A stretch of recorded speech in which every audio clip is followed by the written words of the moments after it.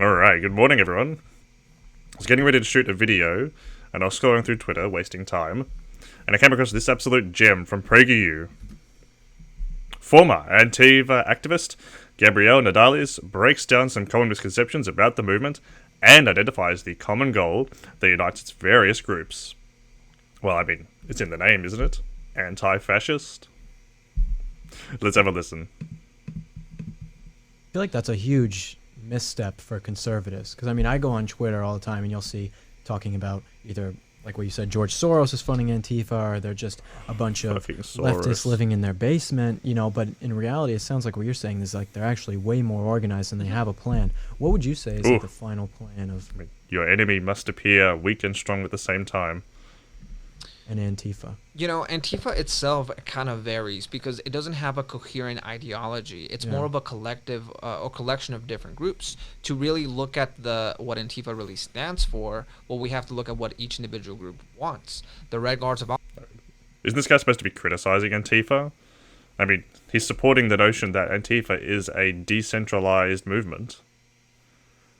Austin, which is an Antifa group in Austin, Texas, well, they're much more communist and much red, and they're very open about believing in Maoist ideologies.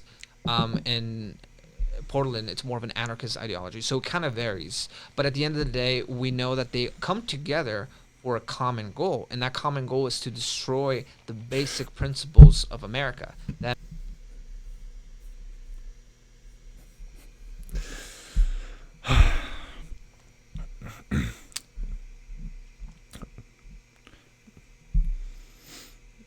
Good criticism. And what do we think of when we think of American principles? I mean, freedom of speech, life, liberty, and the pursuit of happiness. Do you really think Antifa just want everybody to be miserable? means that they're against capitalism. They're against just freedom of speech, and of course, they're against institutions. Reminder that the Trump administration was taking steps to, well, not outlaw protesting, but remember Attorney General Bill Barr was looking at sedition charges. Trump wanted to change the law so that you'd go to prison for a year for burning the flag. And what was the other one? I think 20 years for defacing a statue. Like, these are restrictions on freedom of speech. The conservatives are not pro-freedom of speech. Institutionalized religion. They don't believe in a higher power. In fact, a lot of anarchists have this saying: "There's no authority but yourself. No gods, no masters," which is kind of the mentality of Antifa, if you will. Imagine thinking that you need a big sky daddy to tell you how to live your life. And that's somehow attacking an American principle. Isn't individualism another American principle? But you need a big boss in the sky to tell you how to live.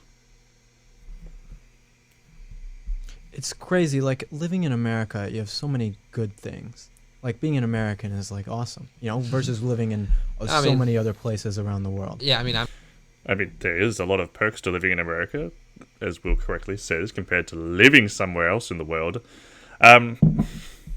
So, I mean, given America's success, you would think that the people in this country would enjoy enjoy all those perks. I mean, America would rank highest on social mobility, rank lowest in infant mortality, rank highest in education rates. But yeah, funny how America doesn't really seem to be anywhere close to the top of any of the measures of success that we use to measure countries.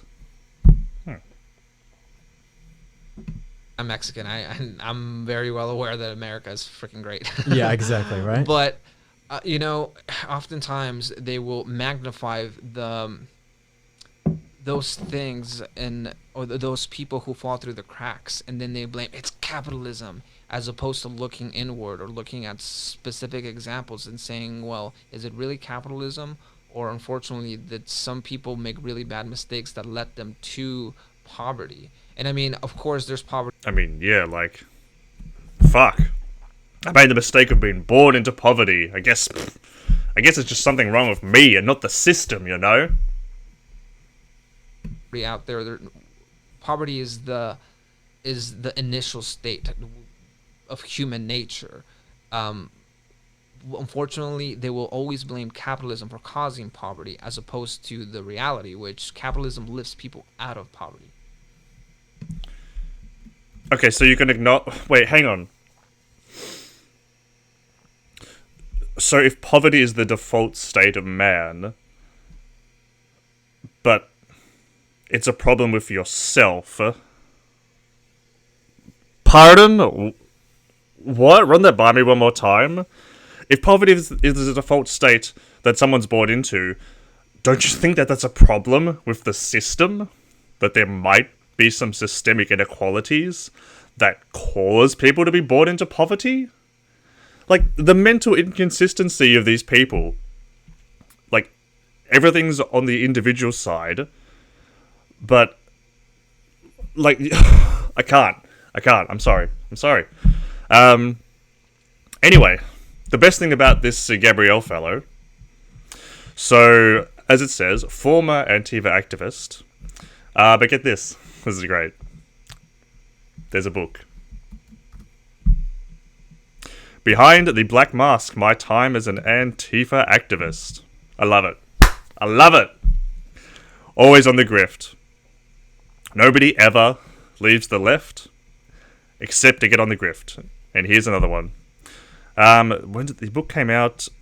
I read it before. It was, I think, October. He's already on PragerU. Apparently he's been on TP USA as well. Here we are. That's right. October 6, 2020. Damn! And he's already on PragerU. They love it. Another grifter. Goddamn. Alright, well, at least he can acknowledge that Antifa is a decentralized movement, and that there is differences in the various chapters. And unfortunately, we're probably going to be seeing him a whole lot more, as they love when somebody leaves the left. How long until he gets onto Fox News? We'll see. But yeah, my friends, you love to see it. Another grifter out here. Alright, as you may have noticed, we do have some much better audio quality now. I have a new microphone. There's been a drop in the video quality because now I have a new camera that's an actual webcam hooked up to the computer. So, while there's a drop in the video quality, it means that now I will be able to stream very soon. I'm waiting on some new internet. I'm not confident in my current internet. It's not the best. But I'm having the technician come out in a week, which will get it hooked up. When I've got some fast internet ready to go, I'll be able to stream. So, when that time comes, you can help me out to make streaming more fun by subscribing to the channel, hitting the bell for notifications so that you know when I go live, so that you can join me for the inaugural stream and many more that are going to follow. If you like this video, check out the other stuff that I've got on my channel.